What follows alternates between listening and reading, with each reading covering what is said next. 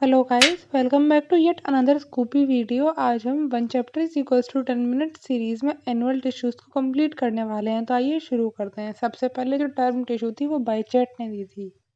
अब देख लेते हैं कितने टिश्यूज होते हैं। 4 तरीके के टिश्यू होते हैं। पहला है एपिथेलियल टिश्यू जिसका ओरिजिन होता है एक्टोडर्म, मेसोडर्म और एंडोडर्म।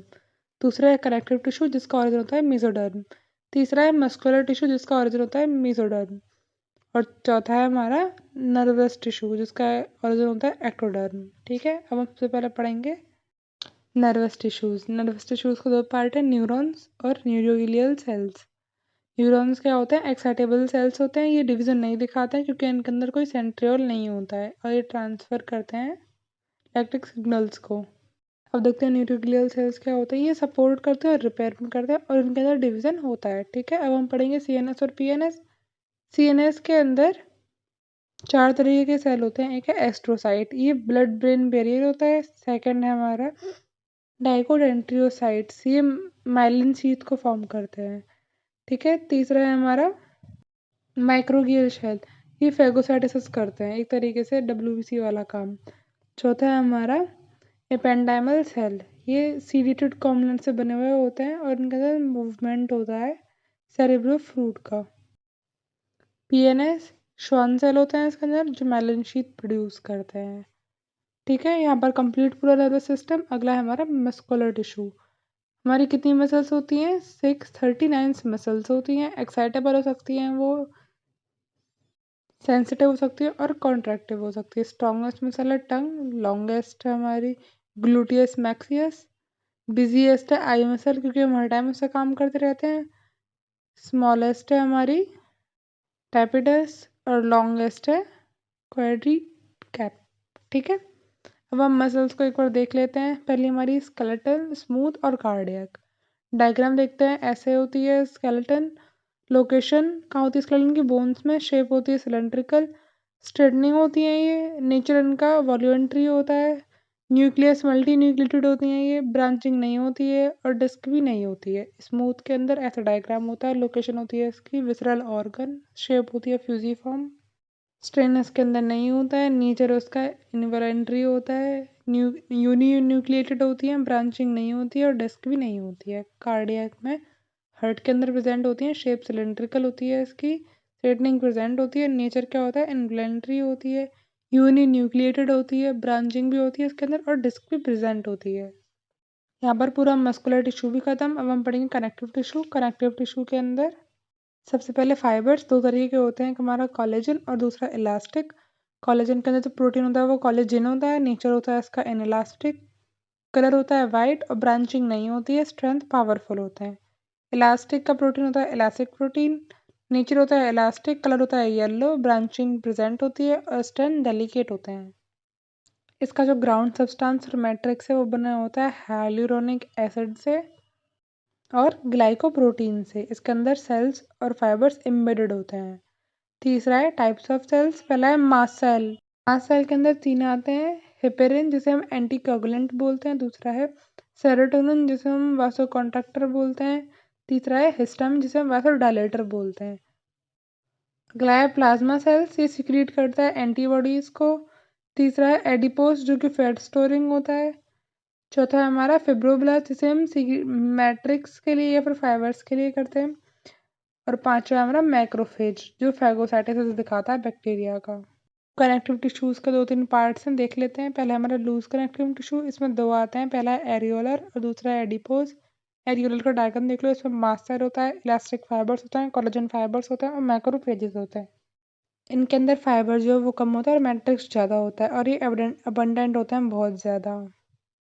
ये फ्रेमवर्क का काम करते हैं एपिथेलियम के लिए और ये अटैच होता है मसल्स से। एडिपोज के अंदर कोलेजन होता है, फैट होता है और एडिपोसाइट सेल्स होते हैं। ये क्या करते हैं? रिजर्व एनर्जी का काम करते हैं। मतलब कि जब हम कभी कुछ खाते नहीं है तो ऐसा तो नहीं होता कि हमारी बैटरी बिल्कुल ही डाउन हो जाती है, क्योंकि यहाँ से फैट जो है ये टूट टूट के एनर्जी रिलीज कर रहा होता है। ठीक है, अगला है हमारा ये शॉक अब्जॉर्बर का काम करता है क्योंकि जो फैट होता है वो इंसुलेटर होता है। ठीक है, 2 तरीके के फैट हो सकते हैं, एक होता है वाइट फैट, दूसरा होता है brown fat. White fat mostly adult के अंदर मिलता है या फिर ब्लबर व्हेल के अंदर मिलता है और brown fit new born babies में, इन्फेंट में या फिर हाइबरनेटिंग एनिमल्स के अंदर मिलता है। अब अगला हमारा डेंस कनेक्टिव टिश्यू, या तो ये रेगुलर होगा या फिर इरेगुलर होगा। रेगुलर के अंदर फाइबर ज़्यादा होता है, मैट्रिक्स कम होता है।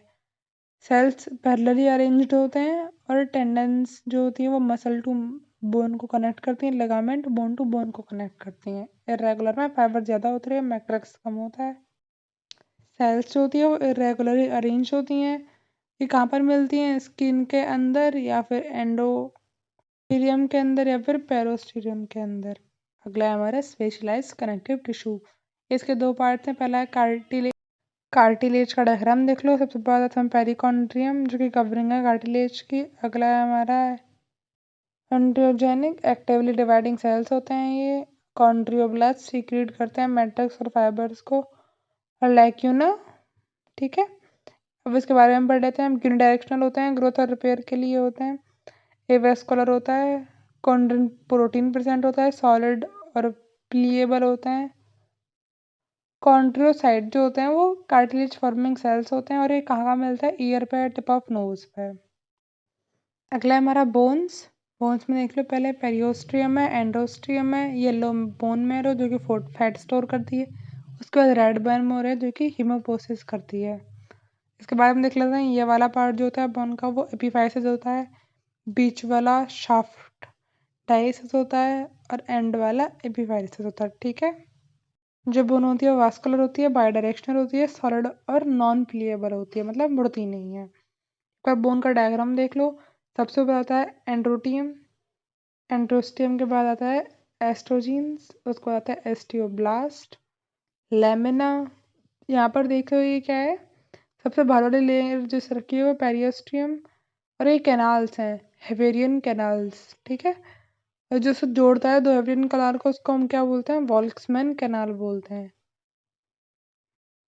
यहाँ पर ये भी खत्म। और सबसे पहला वाला पढ़ेंगे हम एपिथेलियल टिश्यूज।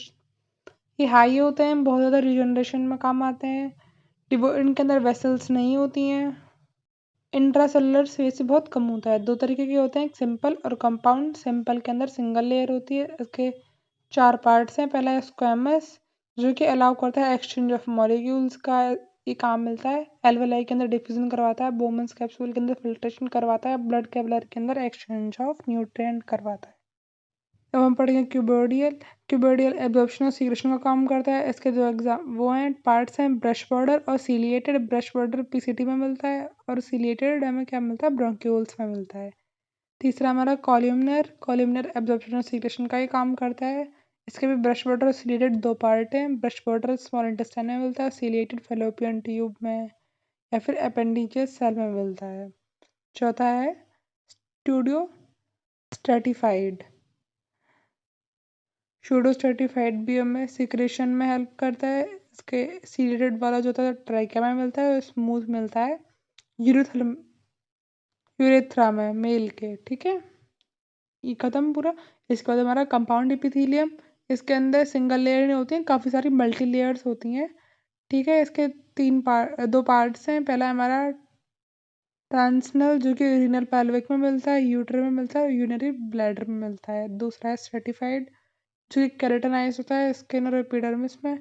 नॉन केराटिनाइज होता है वेजाइना या फिर बकल कैविटी। मॉइस्चराइजर और प्रोटीन का काम करता है, प्रोटेक्शन का काम करता है। इसके बाद हम देखते हैं ग्लैंडुलर एपिथेलियम। ये मॉडिफाइड होता है कॉलमनर और क्यूबोइडल एपिथेलियम का। इसको 3 बेस पर बांटा गया है। पहला नंबर के बेसिस पर, दूसरा सीक्रेशन पे और तीसरा है मोड ऑफ सीक्रेशन पे। अब हम नंबर पर देख लेते हैं। Unicellular goblet cells, multicellular salivary gland. Secretion के बेसिस पर एंडोक्राइन डक्टलेस होते हैं ये, हाइपोथैलेमस में पिट्यूटरी। हेटेरोक्राइन कौन से है हमारा? पेनक्रियास, ओवेरी और टेस्टिस। तीसरा एक्सोक्राइन जिनके अंदर डक्ट होती हैं जैसे कि हमारा सलाइवरी डक्ट, कॉपर्स ग्लैंड या फिर बार्थोलिन ग्लैंड, ठीक है। तीसरा है हमारा मोड ऑफ न्यूट्रिशन। एपोक्राइन मतलब कि जो एपिकल पार्ट है वो डैमेज हो जाता है जैसे कि हमारा मेमरी ग्लैंड के अंदर या फिर ऑक्सिलरी ग्लैंड के अंदर।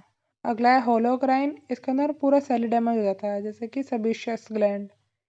तीसरा है मैरोक्राइन, इसके अंदर कोई डैमेज नहीं होता जैसे कि स्वेट ग्लैंड्स। ठीक है, चैप्टर कंप्लीट। बस हमारे कुछ जंक्शंस रह गए हैं। पहला है टाइट जंक्शन, ये प्रिवेंट करता है लीकेज को। गैप जंक्शन अलाउ करता है एक्सचेंज ऑफ आयंस को। डेम्सोसोम्स कनेक्ट करता है दो सेल्स को। और हेमिडेस्मोडोस कनेक्ट करता है सेल्स को बेसमेंट मेम्ब्रेन के साथ। Chapter completed. If you like the video then hit the like button and subscribe to our channel the Scoop tuber.